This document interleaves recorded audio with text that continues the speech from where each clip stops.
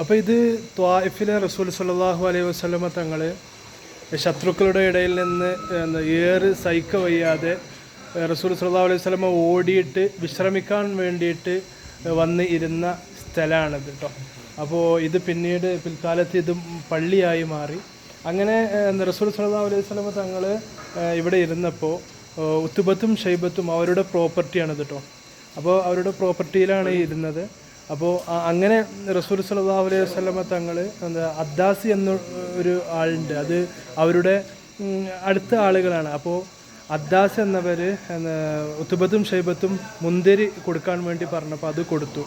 അതിനുശേഷം റസൂൽ സല്ലല്ലാഹു അലൈഹി വസല്ലമ തങ്ങൾ അത് കഴിച്ചു. അപ്പോൾ കഴിക്കുന്നതിന് മുമ്പ് ബിസ്മി ചൊല്ലുമ്പോൾ അവിടുന്ന് അദ്ദാസ്, അതൊരു ക്രിസ്തീയ പുരോഹിതനാണ്. അപ്പോൾ മൂപ്പര് ചോദിച്ചു, എന്തിനാണ് നിങ്ങൾ ബിസ്മി ചൊല്ലുന്നത്, what is the definition of ബിസ്മി? അപ്പോൾ അതിനെക്കുറിച്ചിട്ട് റസൂല് പറഞ്ഞു കൊടുത്തു. അത് കേൾക്കേണ്ട താമസം ആ അദ്ദാസ് മുസ്ലിമായി ഇസ്ലാമിലേക്ക് വന്നിട്ടോ. അപ്പോൾ പിൽക്കാലത്ത് ഇത് മസ്ജിദ് അദ്ദാസ് എന്ന് ഒരു പള്ളിയായി മാറി.